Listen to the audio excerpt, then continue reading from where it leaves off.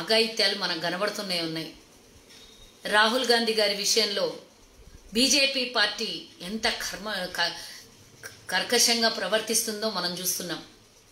పార్లమెంట్లో ఉండాల్సినటువంటి రాహుల్ గాంధీని ఈరోజు బయటకి పంపించే ప్రయత్నం ఒక అదానీ గురించే కదా ఈరోజు జరుగుతుంది. అదానీ అనేవాడు దేశానికి నష్టం చేస్తున్నాడు.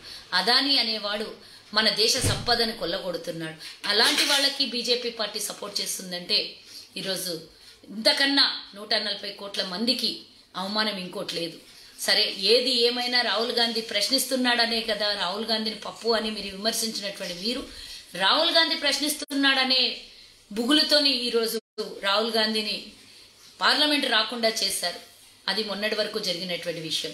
నిన్నటి వరకు రాహుల్ గాంధీ ఇల్లు ఖాళీ చేయాలని నోటీసులు పంపిస్తున్నారు. కానీ దేశంలో ఉన్నటువంటి లక్షలాది కోట్లాది మందికి ఆశ్రయాన్ని కలిగించినటువంటి ఆ కుటుంబం, పేదలకు భూములు పంచాలని చట్టం తీసుకొచ్చినటువంటి ప్రభుత్వం కాంగ్రెస్ పార్టీ, బ్యాంకుల్ని జాతీయం చేసింది కాంగ్రెస్ పార్టీ, పేదల పక్షాన నిలబడ్డది కాంగ్రెస్ పార్టీ, అందరికీ బతకనిచ్చింది కాంగ్రెస్ పార్టీ. కానీ ఈరోజు రాహుల్ గాంధీ ఇల్లు ఖాళీ చేయమని నోటీస్ పంపించిండ్రే, ఇది ఎంత అసలు మీ కనీసం కడుపుకు అన్నం తింటుర్రా? చీము నెత్తురు లేదా? 196 కోట్ల రూపాయలని ఆ కాలంలో నేను చెప్తున్న లెక్క, ఈ కాలంలో కాదు, 100 సంవత్సరాల క్రితం వాళ్ళ సంపదనంతా, వాళ్ళ ఆస్తులంతా దేశం కోసం, దేశ స్వతంత్రం కోసం డబ్బునంతా, వాళ్ళ ఆస్తులంతా అమ్మేసి దేశం కోసం ఖర్చు పెట్టిండ్రే. ఈరోజు ఆయనకి ఇల్లు లేకుండా బయటికి పంపిస్తున్నారు అని అంటే ఈ పాపం మీకు ఊరికే పోతుందా? దీనికి ఇంతకింత 100 రెట్లు అనుభవిస్తారు. ఈరోజు మీరు సంపాదించుకునిండొచ్చు, వేల లక్షల కోట్లు సంపాదించుకునిండొచ్చు, అదానీ లాంటి వాడికి బినామీలుగా మారిండొచ్చు, మీరు ఎవ్వడు ఏమన్నా చేసుకునిండొచ్చు. కానీ సమయం అంటూ ఒకరోజు వస్తుంది.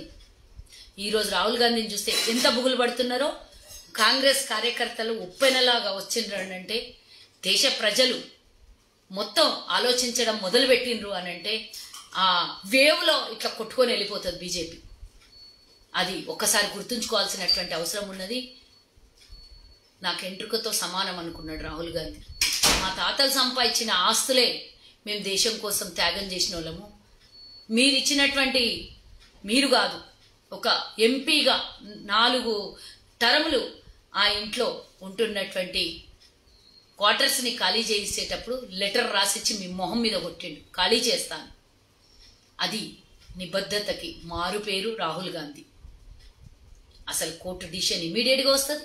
తెల్లారి 24 గంటలు కాకముందే పార్లమెంటులో రాహుల్ గాంధీని బహిష్కరిస్తారు. ఇమీడియట్గా మరో రోజు రాహుల్ గాంధీ ఇల్లు ఖాళీ చేయమంటారు. ఎంత కక్ష సాధింపు చర్యలు, ఎంతగానం పగబెట్టుకున్నారు. దేశాన్ని సర్వనాశనం చేయడానికే రాహుల్ గాంధీ అనే గొంతును నొక్కేసే ప్రయత్నం చేస్తున్నారు కదా. మీరు చేస్తున్న పనికి దేశం ఈరోజు ఎవ్వరు కూడా, మీరు అనుకుంటుండొచ్చు మేము చేసింది కరెక్టు అని మీరు అనుకుంటుండొచ్చు, కానీ మీరు చేసింది 100కి 100 పాళ్ళు మీరు తవ్వుకున్న గుంతలో మీరే పడుతున్నారని మీరు చూస్తలేరు. ఓబీసీలను ఎత్తుతున్నారు. ఓబీసీలకి ఎంత తప్పుడు చేయమని, దేశంలో కోట్లాది మంది ఓబీసీలు ఉన్నారు.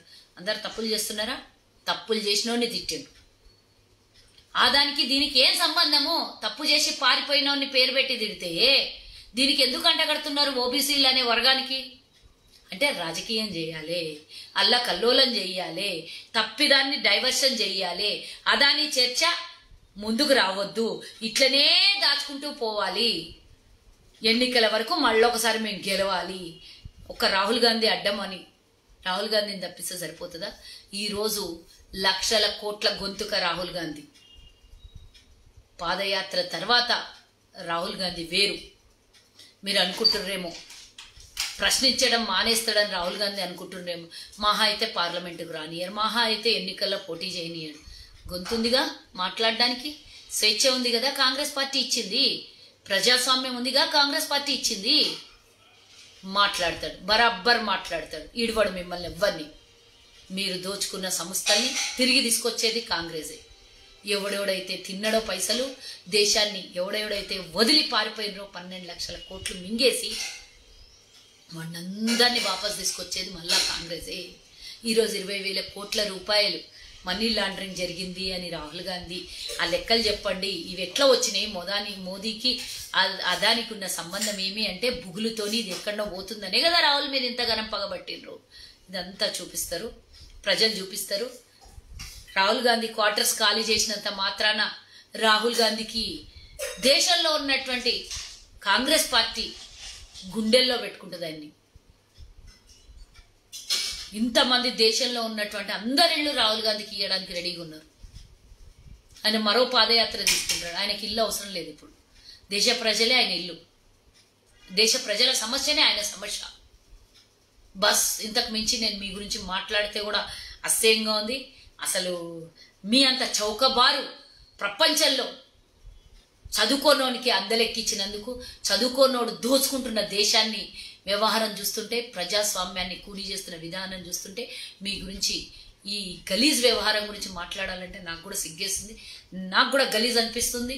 ఇంకా పెద్ద పెద్ద నాయకులు, దేశంలో ఉన్నటువంటి మేధావులు, దేశంలో ఉన్నటువంటి వివిధ ప్రాంతీయ పార్టీలు, వివిధ పార్టీలు ప్రజాస్వామ్యాన్ని రక్షించాలని కోరుకుంటున్నటువంటి వారు ఎంత బాధపడుతున్నారో ఆలోచించాలి, ఎంత అసహించుకుంటున్నారో ఆలోచించుకోవాలి. కాబట్టి వస్తుంది ఒక రోజు, డరో మత్ అని రాహుల్ గాంధీ చెప్పాడు. మై సావర్కర్ నే హో, మై రాహుల్ గాంధీ హో అని చెప్పాడు. అదే మార్గంలో కాంగ్రెస్ నడుస్తుంది. మీరు ఇంత చేస్తే, ఇంతవరకు ఇదే బీజేపీ పార్టీకి చిన్న అవమానం జరిగింటే దేశం మీద అల్లకల్లోలు సృష్టిస్తుంటారు. కానీ కాంగ్రెస్ పార్టీ ఈరోజు గాంధీ విధానాన్ని తీసుకొని మౌనంగా పోరాటం చేస్తుంది.